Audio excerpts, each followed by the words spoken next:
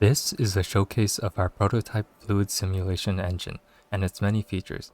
It's currently best supported on Windows, Linux, and macOS, although it can also be run on the browser on various mobile devices as well.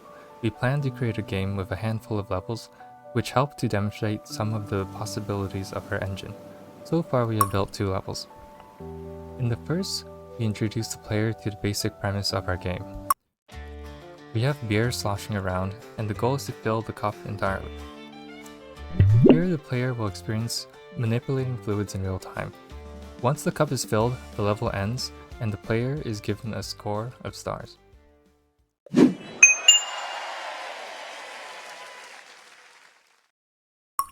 When entering the next level, players will learn that each of the levels have their own self-contained minigame, and each have their own theme. This level has a carnival theme, and the goal is to shoot the target to fill the bar up on the left.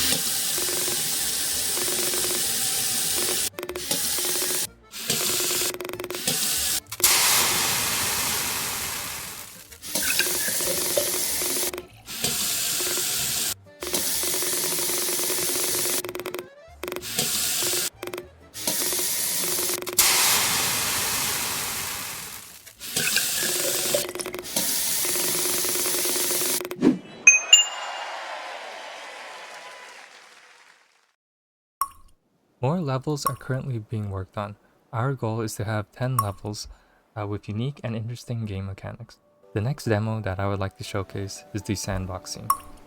This is the most complex yet open-ended demo that we will create. In the sandbox scene, the player is allowed to freely explore all the features of the fluid simulation in real time. Everything in the environment is interactive. So far, we have developed approximately 16 different fluid types and 10 different obstacles to play with. Let's begin by spawning in some water. As you can see, the water flows just like a real fluid. It's made up of many tiny particles whose physics calculations run concurrently on the graphics card for maximum performance. Here in the sandbox, we still have access to the gravity brush from level 1,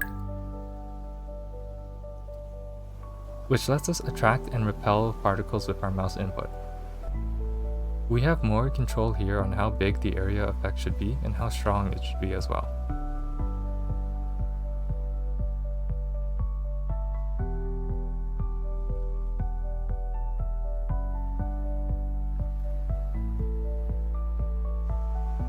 But that's not all our engine is capable of. We also simulate temperature. What do you think happens when we mix water with lava?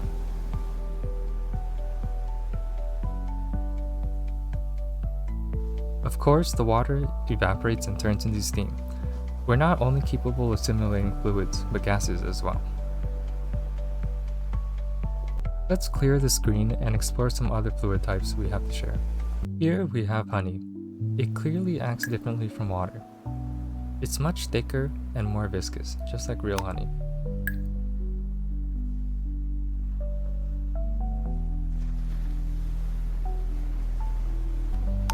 We also have fire.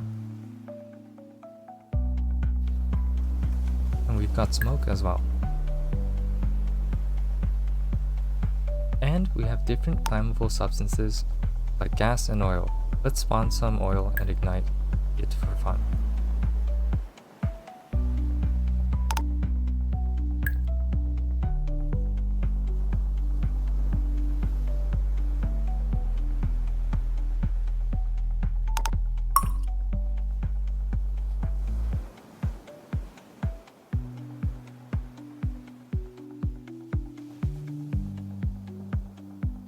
Now let's spawn this crude oil.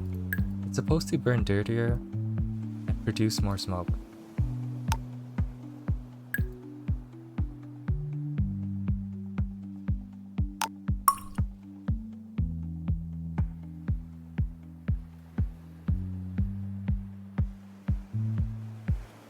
Now let's watch some alcohol burn.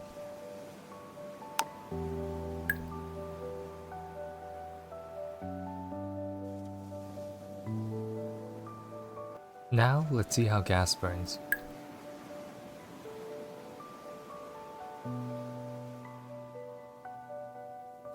recording might hitch a little bit because my graphics card is in heavy use.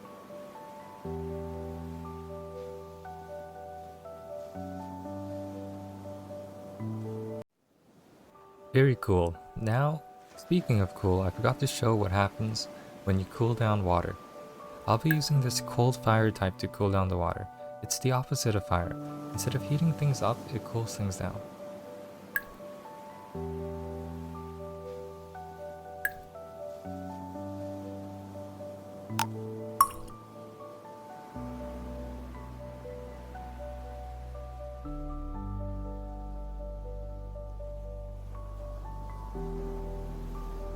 As you can see, water when cooled will form into snow. This snow is a powder type particle, which means it is neither liquid nor gas. It acts accordingly to its own friction-based physics.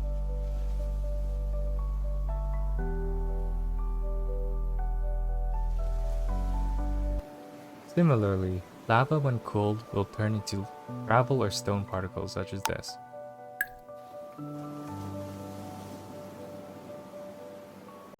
Now let's move on to the next set of features. You may have noticed that particles alone are not enough to create a game, which is why we have integrated support for Unity Game Object Colliders. Let's spawn in a box to demonstrate. As you can see, we have full collision detection between the box and the fluids.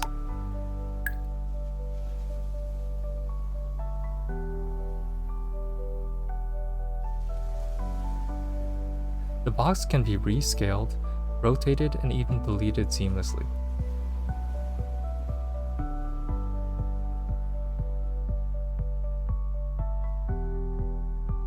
This requires GPU and CPU memory management to ensure performance is maintained. We also have circle colliders. We have static boxes and static circles.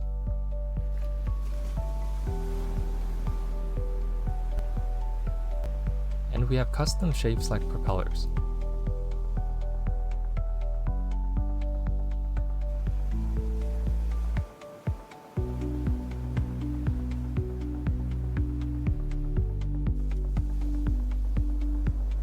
The next set of obstacles are unique and they have special effects outside of collision detection. First off, drains. These simply remove particles from the scene whenever they come into contact with it. Very simple in concept, but in practice, various optimization techniques were needed to achieve this function.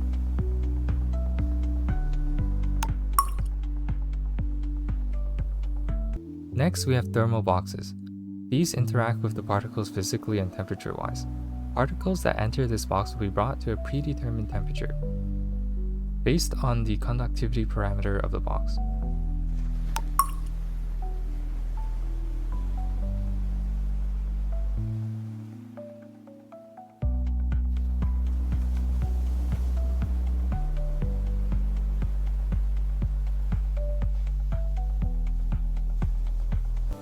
And particles which touch the surface of this box will undergo a similar effect. For level creation, these boxes can be configured to heat up or cool down depending on their contact with the particles. The last obstacle that we have so far is the source object. It is unique because it spawns in particles at a predetermined rate and velocity. As you can see, we have a set limit on the max amount of particles for the scene for performance reasons. Let's set the simulation bound to delete particles automatically to demonstrate the source object's capabilities.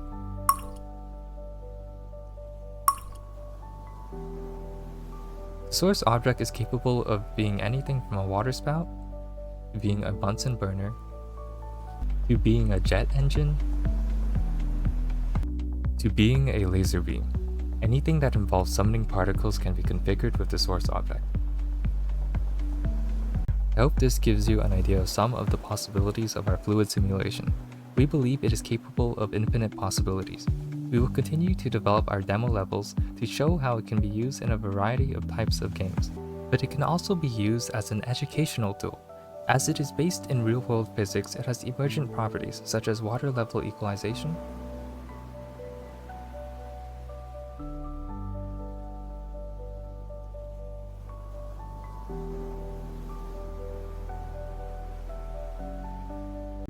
the light and frost effect,